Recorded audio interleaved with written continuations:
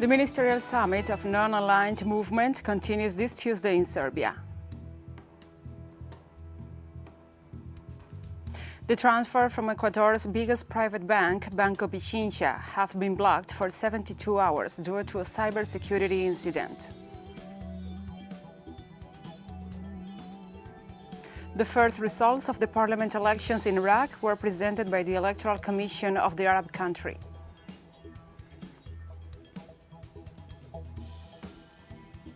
From the headquarters of Telesur English in Havana, Cuba, this is From the South.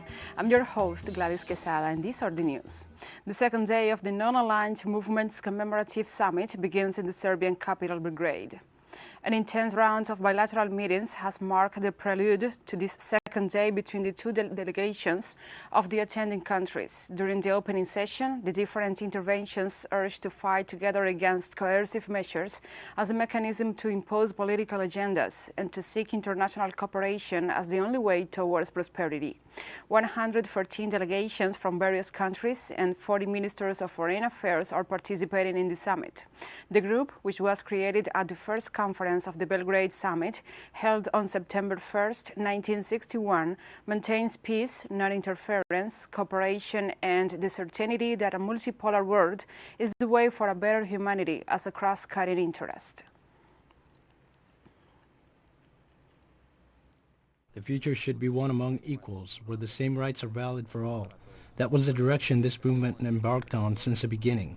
And it is the ideal one because today we are still fighting. Defending this ideal is not only a matter of individual countries, it is also one of the big steps humanity must take if we want the world to survive. In this context, United Nations Secretary General Antonio Guterres praised the role of the Non-Aligned Movement Summit during critical times of health, economic and environmental crisis, and the need to find common ground with the UN Agenda for Sustainable Development.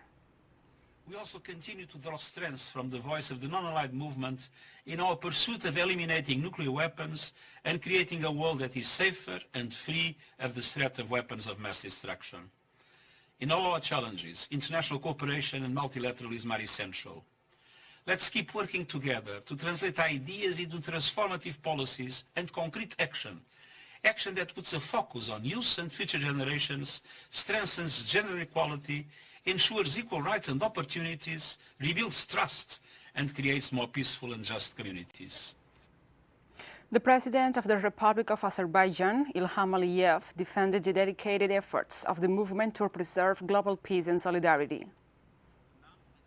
Since its establishment in 1961 in Belgrade, the NAM has played an important role in the international arena with its dedicated efforts for the sake of global peace, justice, and solidarity in the world. Being the largest international institution after the UN General Assembly, the NAM is considered a genuine example of multilateralism, with its Crossley membership uniting 120 countries from diverse historical, political, and cultural backgrounds. Venezuela's Minister of Foreign Affairs, Felix Plasencia, noted the importance of applying the principles of the United Nations Charter to strengthen multilateralism amid the constant aggressions made by the Western powers. The time has come to double our efforts to defend and make our values stand, to defend the United Nations principles and charter, and the international law, the best shield that we, the countries of the South, have to protect ourselves from the persistent aggressions made by the big powers. We call upon you to join our forces and reaffirm the soundness of this lawful instrument to promote, preserve, and strengthen multilateralism as the most inclusive way to work for all that this charter stands for, troubles of an everyday, more connected world that concern us all. Nicaragua's Minister of Foreign Affairs, Denis Moncada, urged for the elimination of the patents over the anti-COVID-19 vaccines. Unfortunately and unacceptably, anti-COVID-19 vaccine hoarding on behalf of developed nations has resulted in little access to the vaccine for developing countries. It is fair and necessary to provide the technological transparency and the financial resources, as well as to eliminate the patents of these antivirals that should be considered a common property of humanity.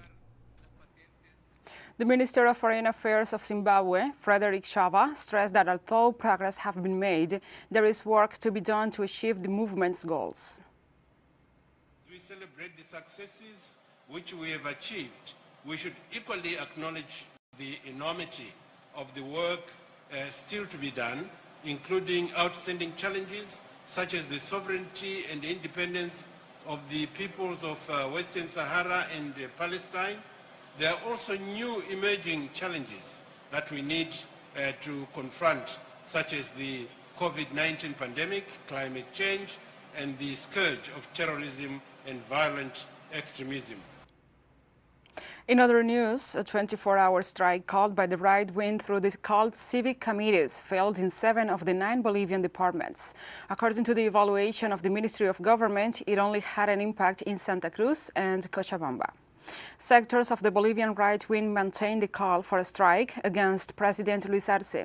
The groups announced they will block 20 road points after the national government ordered to continue with the investigations in relation to the coup d'etat of November 2019. Spokespersons of political and indigenous groups have denounced that the right wing seeks to undertake new violent actions and are the same extremist groups that staged the coup against former President Evo Morales. The community of El Alto said it will not comply with the protest, and they are beginning to unblock the streets.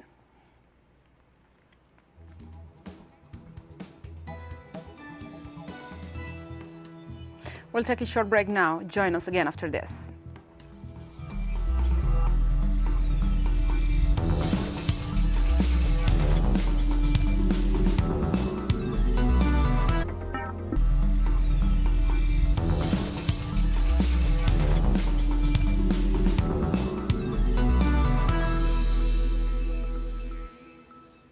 Welcome back to From the South. The transfers from Ecuador's biggest private bank, Blanco Pichincha, have been blocked for 72 hours due to a cybersecurity incident. In a communiqué, the bank's executives explained that they have isolated the rest of the network from the affected systems and that an investigation with cybersecurity experts is underway. Blanco Pichincha assures that its network agency is operating and that ATMs are suitable for cash withdrawal and credit or debit card payments. The bank managers also affirmed that technological setback does not diminish its functioning of any financial activities. However, the company's website says it's temporarily unavailable.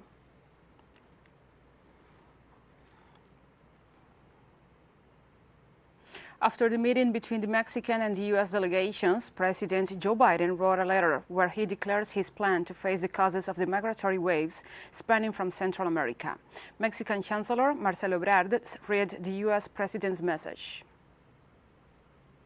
The most successful and sustainable way of discouraging migrants is assessing the fundamental causes of their migration: the lack of economic opportunities, the weak government management, corruption, violence, and insecurity.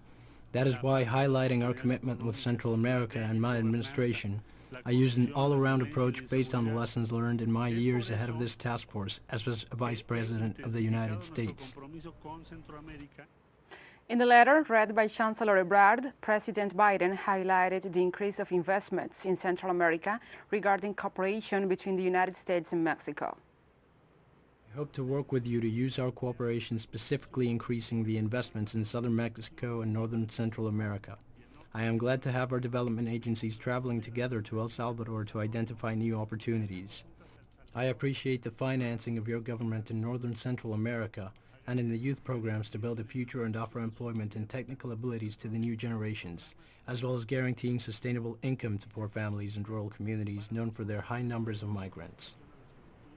The Colombian people condemned the murder of a 12-year-old boy and an 18-year-old young man in Tibú, north of Santander, after a robbery. Witnesses stated that the victims were tied up to be handed over to the authorities, but armed men took them to a rural area of the municipality and killed them. The local inhabitants condemned the minors' killing, and the general director of the Colombian Institute of Family Welfare, Lina Alvarez, said that the acts are unjustified as they threaten children and youth.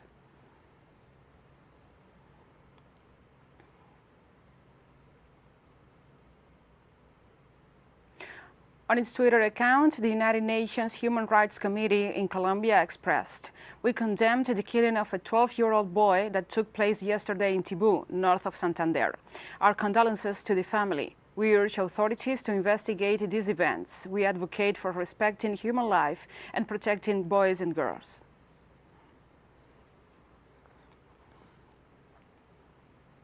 Now we continue. Violent repression from Chile's Carabineros military police left 18 injured and at least 10 detained during the march calling out for the rights of the Mapuche people. Amid the mobilization, a human rights defender was killed. As the march headed toward the heavily transited sector of the General Bernardo O'Higgins Avenue in Santiago, police was ordered by the Minister of Interior to strike the gathering of civilians. The repressive forces used high-pressure water tanks and tear gas. The protesters of the indigenous people were called on Sunday to stage a rally in the Bustamante Park in favor of the reivindication and autonomy of the native inhabitants. This happened hours before October 12th, when 529 years of the cold encounter between two worlds is commemorated, as the contact of American and European civilizations in 1492 gave way to the modern era and centuries of colonial domain, which still echo in the present struggles of the indigenous people and the Latin American nations.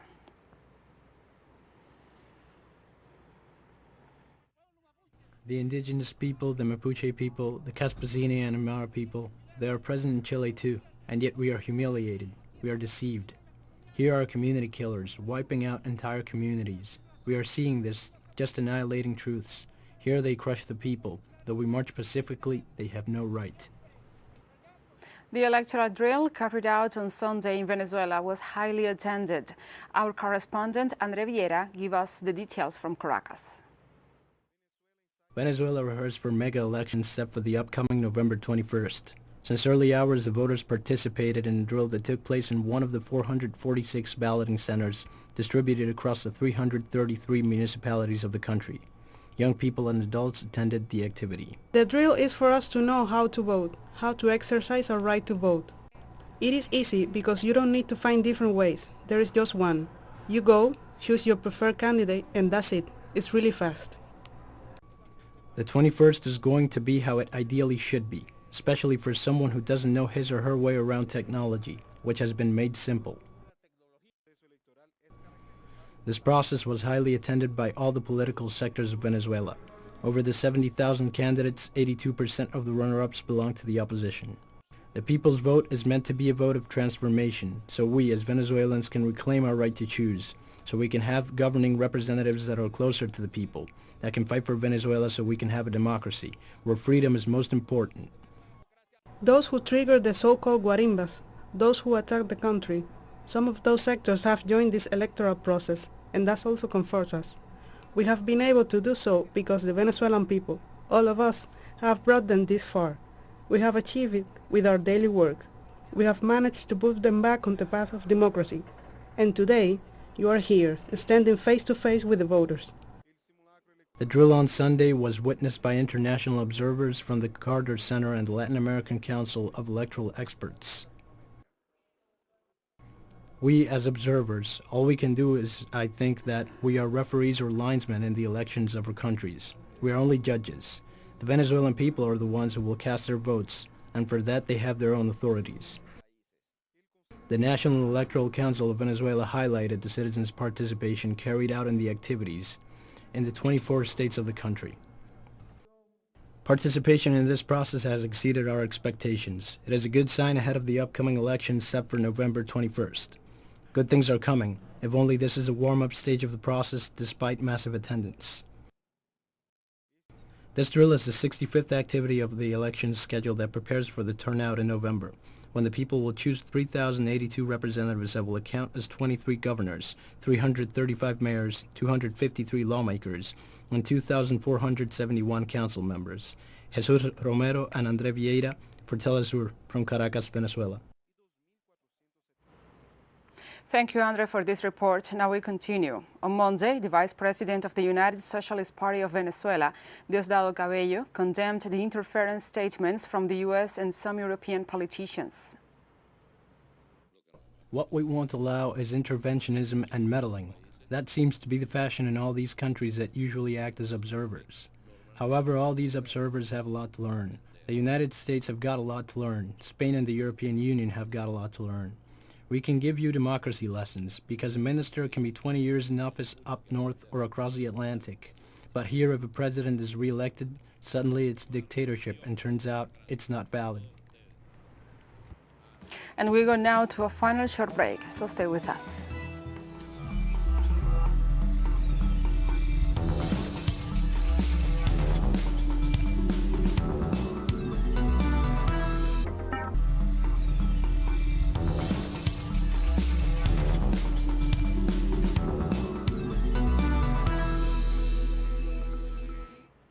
Welcome back to From the South.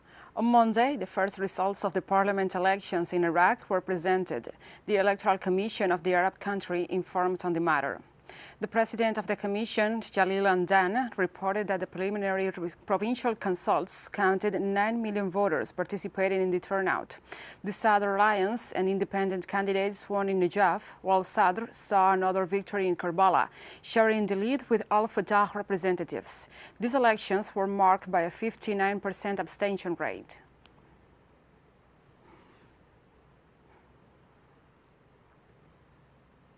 Fatih Birol, head of the International Energy Agency, urged the countries who say they will implement measures to attain their climate goals before they attend the COP26 at the end of October in Glasgow.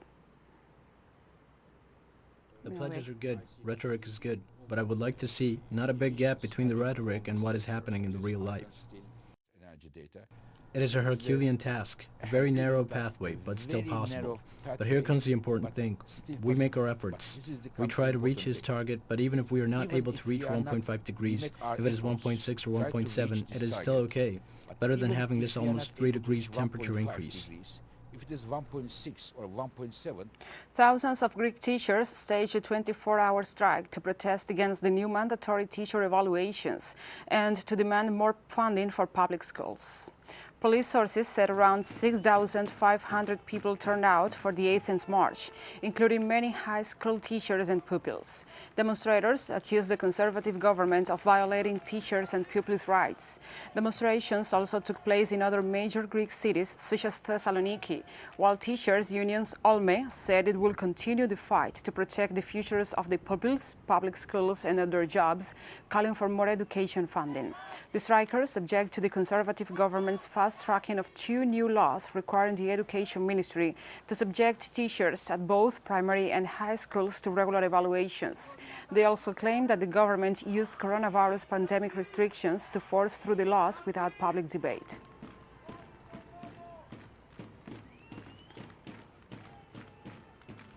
And a recent research by the Center for Democracy and Technology of the U.S., the CDT, revealed that electronic devices handed to students during the school closure amid the pandemic were used to spy on their kids under the pretext of protecting them. During the pandemic, U.S. schools provided tablets, laptops, or Chromebooks to students at twice the rate prior to the pandemic, as well as the U.K. Despite the generosity of such act, over 80% of surveyed teachers and 77% of surveyed high school students told the CDT that their schools use surveillance software on those devices as they inspected private chats, emails, and documents. The devices include AI and software that detects language and online behavior, indicating the possibility of violent tendencies, suicidal ideas, drug and pornography use, and reports it to the teachers. The economically disadvantaged students are more reliant on those electronics, so the surveillance and the adult intervention turns out to be biased by race and social background. Also, the intromission in teens' privacy extends to out-of-school hours, monitoring their movements 24/7. They need more safe environments, not spying AIs.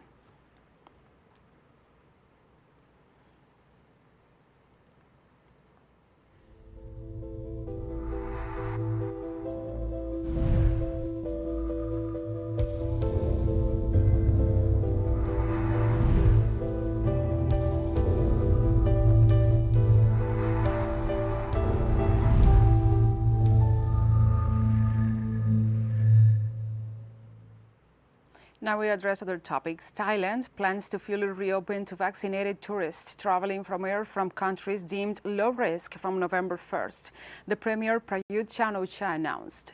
He also cited the urgent need to save the country's ailing economy. Starting from November 1st, international visitors could enter Thailand without any requirement for quarantine if they are fully vaccinated and arrive by air from countries that we deem to be low risk. We have concluded a list of at least 10 countries where their nationals don't have to undergo quarantine. The list includes England, Singapore, Germany, China, and the United States of America. And the third phase of a clinical trial developed by Iran's Pasteur Institute with Cuba's anti-COVID-19 vaccines Soberana 02 and Soberana Plus showed excellent results against the Delta strain, informed on Monday the Finlay Institute of Vaccines in Havana. In charge of the immunogens, the Cuban entity detailed that the double-blind, randomized and placebo-controlled study included 24,000 subjects to whom the Soberana 02 vaccine was applied in a two-dose regime in 2 cities and a booster dose with the Soberana Plus vaccine in 2 other cities. During the analysis, the Delta variant of the virus had a 71.9% prevalence in July. By August, it was already 95.4%, making it widely predominant, the official statement informed.